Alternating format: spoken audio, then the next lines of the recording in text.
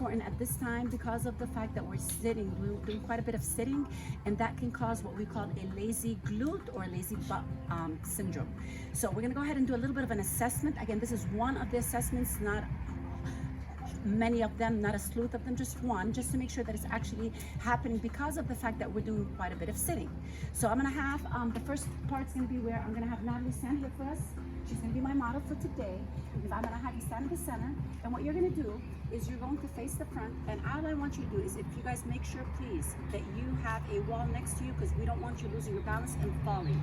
Natalie obviously is extremely athletic, and she can work without anything to hold on to. So with that said, all you're gonna do is, this is going to assess if you have muscle imbalance in your glutes or in your hips. So what I'm gonna have Natalie do on her own, she's gonna lift up one leg, and the idea is to focus on not shifting the body from one side to the other. Obviously, we see that she didn't have no problems in lifting up one leg. She's gonna slowly drop the one leg down, and she's gonna do the same exact thing to the opposite side. And we're hoping that you out there are doing what Natalie's doing. She's capable of lifting one leg without shifting her body weight and to actually compromise that shift. So if it was wrong, if you have a muscle imbalance, we're gonna have drop that one leg. Natalie, show us what would happen if you have muscle imbalance. So you're gonna be leaning and your body's trying to compensate by shifting. So that would be muscle imbalance, okay? So that's that. That's the first assessment of you having a weak glute muscle, and specifically moreover the gluteus medius. What does that particular muscle do? It actually helps us take the leg away from our bodies. That's what it does. We're gonna take the leg away. So this is, take the leg away. So this is what the gluteus medius does. It helps us take the legs to the side. Another thing it helps us do, actually, once we drop that leg and we start walking, it helps us keep balance as we're shifting our body weight from one side to the other while that foot is in the middle of thin air. So let's walk now. And again, this is a perfect form because you see that the hips are perfectly aligned and straight. Whereas if she's walking back and she tends to shift her hips side to side like models do, it's probably because she has one muscle balance deficiency. So if you want to relieve your back, and this is out there, I have had several requests from our members and from our family members as well, discuss a little bit of what can be done if you are waking up with a back pain. A great exercise that I would strongly suggest, that I personally do myself because I do suffer from back pains. This is an exercise that can be done every day. I suggest that if you could do it every day, I do it every day, and it really does help me. If not, do it about 3 times a week. And again, if you are in an office, get up, do this exercise because it is magical. All right, so I'm gonna have you come to the wall. And what you're gonna do is you're gonna stand and you're gonna put your arm across the wall. And the arm is only used as a balance, not for anything else. We're not supporting ourselves on the wall. It's just gonna balance us against the wall. Now, you're gonna take your inside leg and you're gonna lift it up at a 90-degree angle. Now, what you're gonna do is with the standing leg is you're gonna shift up and down. Now is where you're gonna notice that this leg is gonna touch the wall. Your wall is gonna be your guidance, perfect, and you're gonna drop. You wanna do this and hold up a couple of seconds and you slowly drop it down. We're gonna do this for about 8 to 10 times.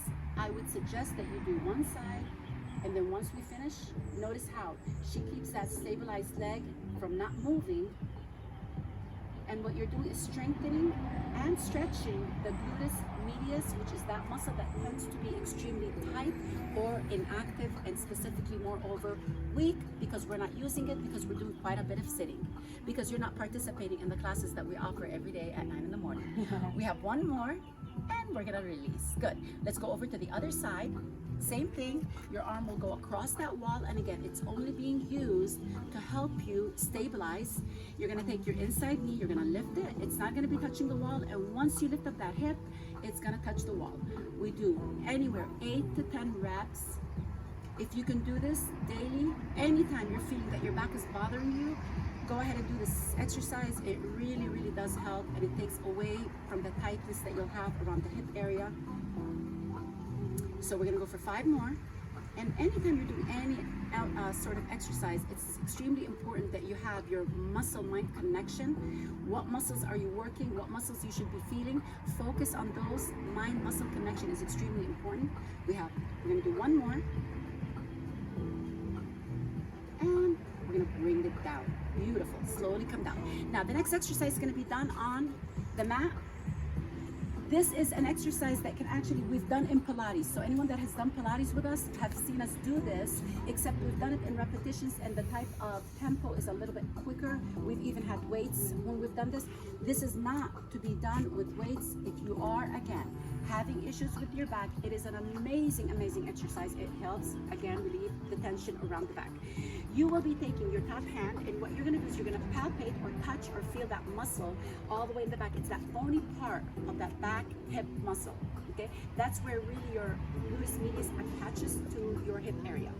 What you're gonna do is you're gonna lift up that top leg, and you're gonna dip your toe down, and all you're gonna do is you're gonna dip that knee down. And by the way, this is not easy. I can't do this one very effective. You're gonna extend the leg back behind you, and you're gonna lift up. Do it again. You're gonna dip down with the knee, you dip down with the knee, extend it back behind you, and lift up. You're gonna feel all that tension around that top area, and this is the muscle that we're actually focusing on right now. You're gonna lift up. Nice. We can do anywhere 4 to 8 reps, as many as you can, as long as you have the correct form. So we're gonna go just for 2 more, just to give you a little bit of example of how we do this. 1 more. And by the way, I've known people that can bench press and they can actually squat 200 and 300, and this is extremely tough for them. We're gonna do 1 more. That's gonna be 7 reps.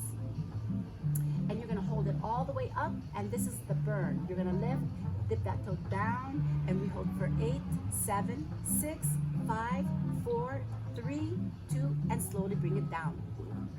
We're gonna switch it over to the other side and do the same thing. Whether you're having that issue with that hip or not, you always wanna make sure you work out and you do muscle balance and muscle exercises. So, same thing. You wanna palpate that muscle to make sure that you're actually lifting through that hip area.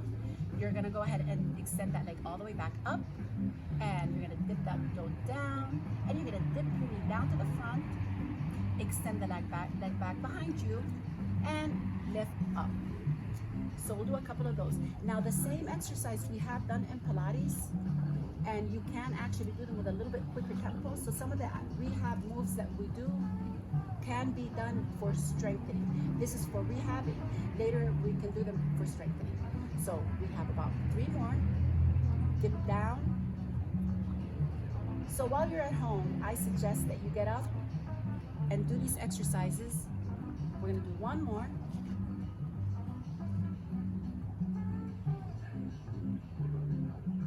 And we'll take it up and hold. And this is the killer. You'll lift that leg back behind you, dip your toe down, and we're gonna hold for a count of 8, 7. And I can see Natalie saying, okay, is this over? 4, 3, 2, and slowly release it down. Very nice. Now, if it could not be, if it's possibly not your glutes, it's your back, we need to stretch it. You're gonna lay down on your back, and all you're gonna do is you're gonna make sure that your shoulders are relaxed. You're gonna pull your knees into your chest. If it's too much for you, 1 leg at a time would be fine. If you're pregnant or if you are not as flexible as Natalie, you can actually bring the toes in and open up the knees and just pull yourself in. This is gonna stretch your lower back. And if it alleviates the pain, that means it's probably most likely it is your back, not your glutes. Another way of advancing the same move is where we actually will bring the legs back in together, and all you're gonna do is you're gonna rock back and forth, back and forth. Ready? Rock it. What this does is actually, it helps your spine go back into alignment, and it lubricates your spine, your vertebrae. You can do 1 more, and release it. Beautiful. We're gonna go ahead and turn back, and we're gonna be on all 4s. And we've done this again in our classes in yoga and Pilates and the stretch classes we have Monday, Wednesday, 7:30 p.m. You're gonna go ahead and round the back, and this is what we call the cat-cow stretch. This is her back stretching and her abdominals are contracting, so she's actually doing two things at one time, strengthening and stretching. And you're gonna exhale all the way down and look all the way back up. You notice that her hips are not moving, her hips stay on top of her knee. We're gonna go back and do this one again. So these are the stretching exercises, many others. We're just giving you two today. And exhale all the way down. We can do this one more time, lift all the way up. And we exhale. So when we talk about neutral alignment, we're gonna have Natalie go back into her neutral alignment, and we're gonna stop right there. And we're gonna go into extending. One leg back behind us. This is where the strengthening part comes in. Extend one leg back. And now, if you can, a little bit at a time, you're gonna walk your fingers to the front, walk it very slowly, and this is just a modification. Now, if you are ready, you can lift up that arm, lift up the leg, and you're just gonna hold. This is the strengthening part of your back exercises. And you can do a little bit of variation where you can take the knee in, you can tap the toe down. We're gonna go ahead and drop that arm, drop that leg, and we're gonna try the other side. Again, gradually you're working your way. You don't have to do what Natalie just did. Walk your fingers out, extend the opposite leg out, keeping the toe down, and notice that her hand is down, her toe is down. One step at a time, she'll lift up the leg up or the arm, it doesn't matter. And now she can lift both, and she feels she's extremely strong. Now, making sure you're maintaining a back flat, your abs are nice and contracted. You're not looking down with the neck. It's a beautiful, beautiful, healthy long spine is what you're looking for. And one body part at a time, you're gonna drop down. That's the strengthening part, right? Now, second exercise, you're gonna go all the way down to the floor. Now with this particular exercise, I notice that a lot of us will tend to extend the legs and hips extremely higher than they should. Your hands can be right next to you. Your head is facing down, and we're gonna start with making sure that your shoulders are relaxed and both hips are snugging your mat. You're gonna lift up one leg at a time, and you're lifting through the hip, not through the back, and you're gonna slowly come down. You're gonna do the opposite as well. And if you're advanced, you're gonna drop, and you're gonna lift both legs up. Now what this is doing is strengthening your glutes, because we know, again, strengthening your glutes is a main factor in strengthening your back as well as your knees, which could be another statement. Drop down. All right, so we're gonna do those now. Lift up both legs now, advanced position. You're gonna go up and down. I usually suggest you do as many as you can, as many as you can. Yes, you heard a trainer say that, except a deal. You must keep your form, and the last couple of 2 to 3 last reps should be where you are feeling the exercise. Natalie can probably do about 100, so you can do 100. Do as many as you can with the correct form. The last couple, you should be able to feel it. So again, I don't normally give how many reps you should do. It's based on the individual. One more. Beautiful. All right, so now we're gonna turn to the back on our backs. This is what we call activating your glutes. Again, if you are watching TV, if you're at home, whatever it is that you're doing, and if you feel that your muscles are getting very weak and your back is bothering you and you want to activate the muscles, we're just going to go ahead and do bridges. You're going to lift up at a bridge. All you're doing is you're keeping the shoulders down, and you're lifting and squeezing through the heels, contracting your glutes, and you slowly release it down. Your shoulders are nice and easy. Lift up again. This is only to activate the muscle. Should you choose to eventually, after this, drop and go back and do a couple more. You want to make this as an exercise. You can add weights onto your hip and many variations of the bridge. Again, this is all for the back to activate and to relieve any tension you may have. Let's do one more.